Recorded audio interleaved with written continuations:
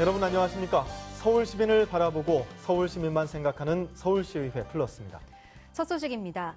지난 22일부터 사흘간 진행된 서울 자사고 지정 취소 청문이 모두 마무리됐습니다. 일부 자사고들은 교육부 동의를 거쳐 최종적으로 지정 취소 결정이 나면 소송으로 대응하겠다는 입장입니다. 서울시 교육청이 자율형 사립고등학교 지정 취소를 결정한 자사고 8곳에 대한 청문 절차가 중앙고와 한대보고를 끝으로 마무리됐습니다. 사흘간 비공개로 진행된 청문에서는 주로 평가 결과에 대한 학교 측의 입장을 들었으며 학부모와 학생 대표도 참석했습니다. 그동안 자사고들은 이번 서울시 교육청의 재지정 평가 결과에 대해 거세게 반발해왔습니다. 일부 자사고 학부모들은 릴레이 집회를 열었습니다. 자사고 지켜줘! 한대부고 지켜줘! 학교 관계자들은 청문에서 학교 측의 입장을 전했지만 교육청의 충분한 설명을 듣지 못해 아쉬워하는 모습이었습니다. 그냥 딱 그거 같아요. 답정 너. 답은 정해져 있으니 넌 대답만 해. 지금 청문회 또한 그런 형식이었던 것 같고요. 이번 청문은 질의응답이 이어지는 청문회와는 달리 행정기관의 결정에 대해 그 대상자가 의견을 개진하는 과정으로 교육청은 자사고 의견에 특별한 답변은 하지 않은 것으로 전해졌습니다. 조희연 교육감은 이번 자사고 지정 취소 평가가 교육부의 표준평가 지표에 따랐기 때문에 변수는 없을 것이라고 판단했습니다. 서울시 교육청은 청문 조서와 청문 주재자의 의견서를 검토해 교육부에 자사고 지정 취소 동의를 요청할 예정입니다. 교육부는 이번 달 말에서 다음 달 초 동의 여부에 대한 결정을 내릴 계획입니다. 지정 취소가 확정되는 자사고들은 효력 정지 가처분 신청과 행정소송에 나서겠다는 입장이어서 최종 결론까지는 상당한 진통이 따를 것으로 보입니다. TBS 류밀희입니다. 서울시는 한전과 한국수자원공사 등 5개 기관과 업무 협약을 맺고 서울 지하의 시설물을 통합해서 관리할 것이라고 밝혔습니다. 지난해 말 서울시 지하 안전관리에 관한 조례를 제정한 서울시의회는 각종 지하 개발 계획을 장기적 관점에서 통제할 필요성을 제기했습니다. 서울의 지하에 있는 상하수도관과 가스관, 전력통신선 등 시설물 길이를 모두 합치면 지구 둘레 1.3배인 5만 2천여 킬로미터에 이릅니다. 규모는 방대한데 관리 주체가 제각각이어서 지난해 11월 아현동 통신구 화재, 12월 목동 열수성관 파열 사고처럼 긴급한 상황이 발생할 때마다 신속하고 유기적인 대응이 어려웠습니다. 현재 서울시는 열수성관과 공동구 등 서울 지하시설물의 47%만 관리하고 있고 전기와 가스, 난방은 한전, 한국가스공사 등 다른 기관이 관리하고 있습니다. 이에 서울시는 KT와 한전, 한국가스공사와 한국수자원공사, 한국지역난방공사와 지하시설물 관리 업무 협약을 체결해 직접 컨트롤타워 역할을 맡기로 했으며 유관기관이 참여하는 상설협의체를 올해 하반기에 발족하기로 했습니다. 또 합동점검반을 편성해 각 기관이 시설물 관리 규정을 잘 지키는지 확인하고 집안 침하 예방을 위해 2022년까지 1200km에 달하는 도로의 공동 존재 여부를 조사하기로 했습니다. 각 기관별로 시행하는 도로 하부 동공 탐사는 기술력을 가진 서울시로 일원화하고 25개 기관에서 조사 비용을 분담토록 함으로써 안전관리는 강화하면서도 서울시는 이런 대책들을 추진하기 위해 2023년까지 2조 7천억 원을 투입하기로 했습니다. 이런 가운데 지난해 말 서울시 지하안전관리에 관한 조례를 제정한 서울시의회는 난립하는 각종 지하개발 계획을 장기적 관점에서 통제할 필요성을 제기했습니다.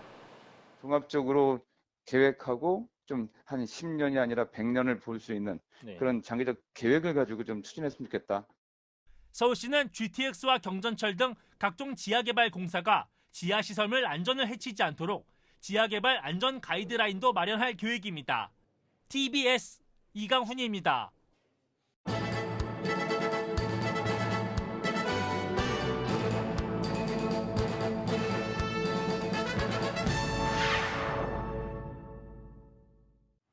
시민과 서울시의회, 서울시가 참여하는 합의제 행정기관 서울민주주의위원회가 출범했습니다. 지난 1일 위원회 설립 관련 조례안이 진통 끝에 찬성 60표, 반대 24표, 기권 6표를 얻어 서울시의회를 통과한 지 20여일 만입니다. 위원회는 다양한 시민 제안을 발굴하고 수기 공론화 과정을 통해 정책과 예산에 시민의 의견을 반영하는 역할을 하게 됩니다. 서울시의회 제1기 예산정책연구위원회가 지난 19일 연구 발표회를 개최했습니다. 예산정책연구위원회는 서울시의회의 예산과 결산, 지방재정 등에 대한 의정활동과 시정발전을 위한 예산정책 연구활동을 위해 설치됐으며 15명의 시의원과 예산재정 전문가 10명으로 구성돼 있습니다. 이날 연구발표회에서는 지방소비세 인상과 이에 따른 서울시 자치구별 세입 확충 효과, 서울시 미세먼지 정책 및 예산구조 분석에 대한 발표가 진행됐고 이후 참석위원들과 발표자 간의 토론이 이어졌습니다. 예산정책연구위원장을 맡고 있는 황규복 서울시의원은 오늘 연구발표가 실질적인 시 예산정책에 반영돼 시민들의 삶에 변화가 있을 수 있도록 노력하겠다고 밝혔습니다. 강동길 서울시의원은 지난 19일 청년정책 마련을 위한 간담회를 개최했습니다. 이날 간담회는 서울시 청년청 활동지원팀장을 비롯한 관계 공무원과 희망플랜 성북센터 관계자, 희망플랜 프로젝트 참가 청년들이 참석한 가운데 청년들이 겪는 다양한 사회 문제를 해소하고 청년들에게 필요한 정책을 직접 제안하기 위해 마련됐습니다. 사전 질문과 현장 문답을 통해 청년들은 진로 탐색과 컨설팅, 심리 상담과 직업 정보 제공의 활성화, 온라인 커뮤니티 제공 등 다양한 의견을 제시했습니다. 강동길 의원은 청년들의 다양한 의견을 정책에 반영하고 제도화해 사각지대가 발생하지 않도록 노력하겠다고 말했습니다. 추승우 서울시의원은 서울교통공사로부터 임산부 배려석 관련 설문조사 결과를 보고받고 임산부 배려석에 대한 사회 인식 개선을 위해 더욱 노력해야 한다고 지적했습니다.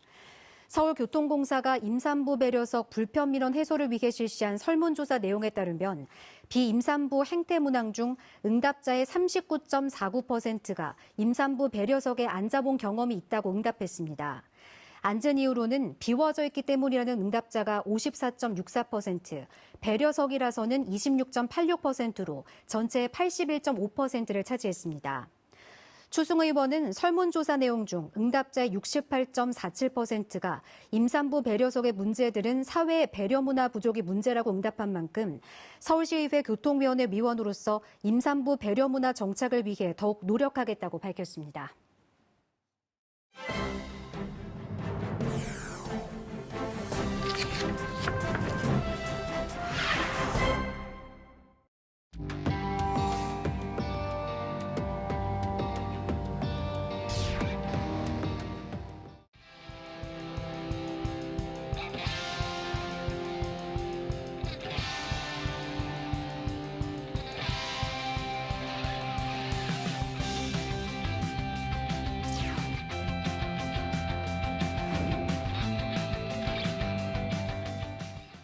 서울 시민을 바라보고 서울 시민만 생각하는 서울시의회.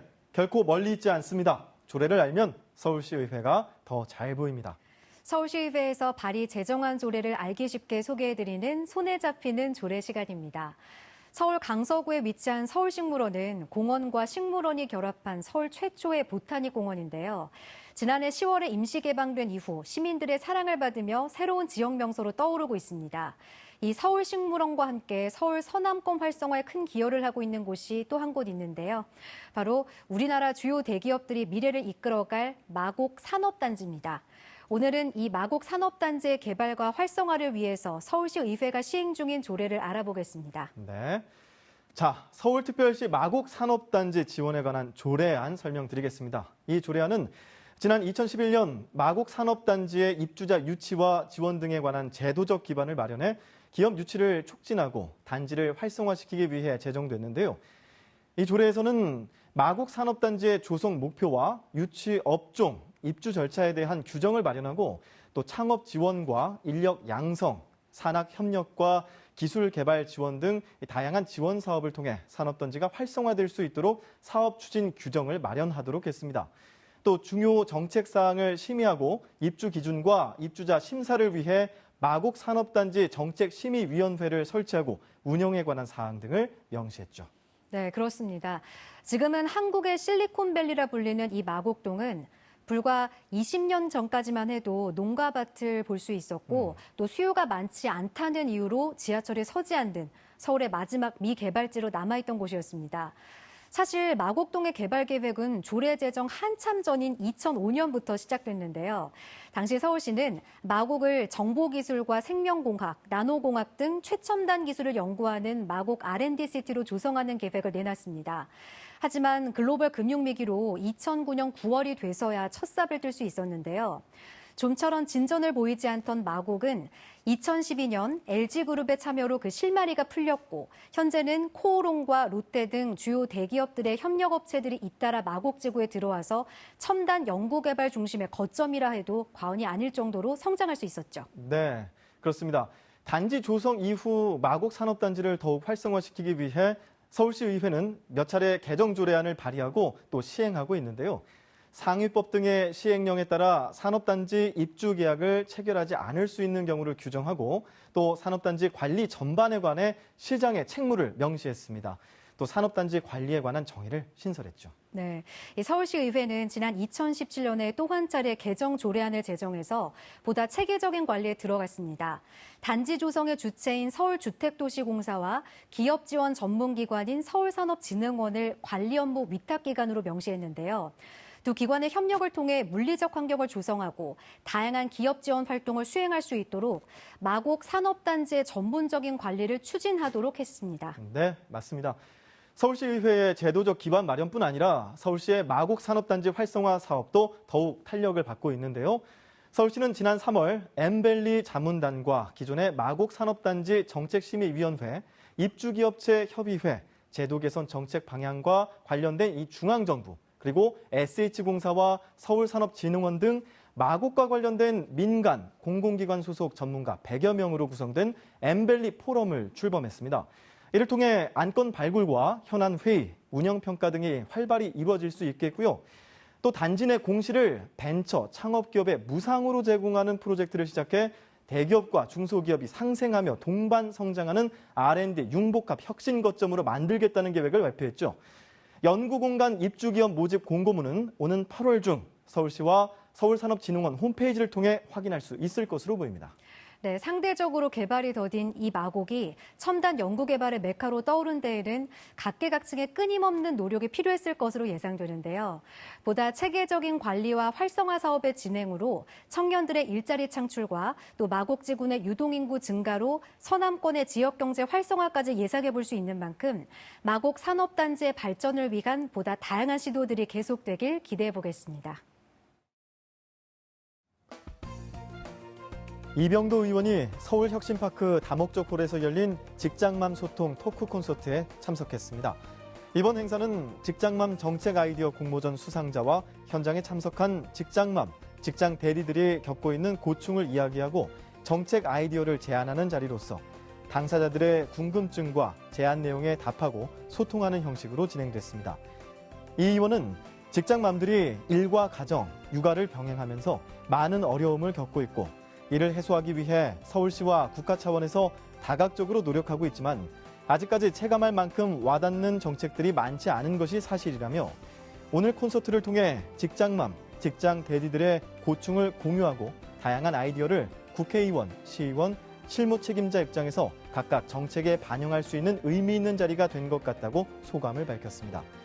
아울러 앞으로도 일과 가정을 병행하는 직장맘과 직장 대리들에게 실질적으로 도움이 될 수 있는 정책이 무엇인지 계속해서 고민하고 지원할 수 있도록 노력할 것이며 이런 소통의 자리가 많이 마련됐으면 좋겠다고 덧붙였습니다. 황인구 의원이 제1회 피칭 페스티벌에 참석해서 특성화고 학생들을 격려했습니다. 2019 특성화고 취업 역량 업을 위한 제1회 피칭 페스티벌은 특성화고 학생들이 자신의 직무 능력을 온라인 공간에서 알릴 수 있도록 장려해서 취업이나 교육 현장에서 능력을 뽐낼 수 있도록 하기 위해 마련됐습니다. 황 의원은 4차 산업혁명을 통한 시대적 변화 속에서 특성화고의 교육 방법과 역할도 변화해야 한다고 생각한다고 말했습니다. 이어 이번 피칭 페스티벌은 서울시 교육청이 기술을 활용해 실질적이고 특성화된 직업 교육을 어떻게 제공할 것인가에 대한 고민의 결과라고 생각한다고 높이 평가하며 교육청 관계자들을 격려했습니다. 또한 황 의원은 앞으로도 특성화고 학생들이 취업 현장에서 자신의 역량을 충분히 발휘하고 드러낼 수 있도록 더 적극적인 지원을 아끼지 않겠다고 말했습니다.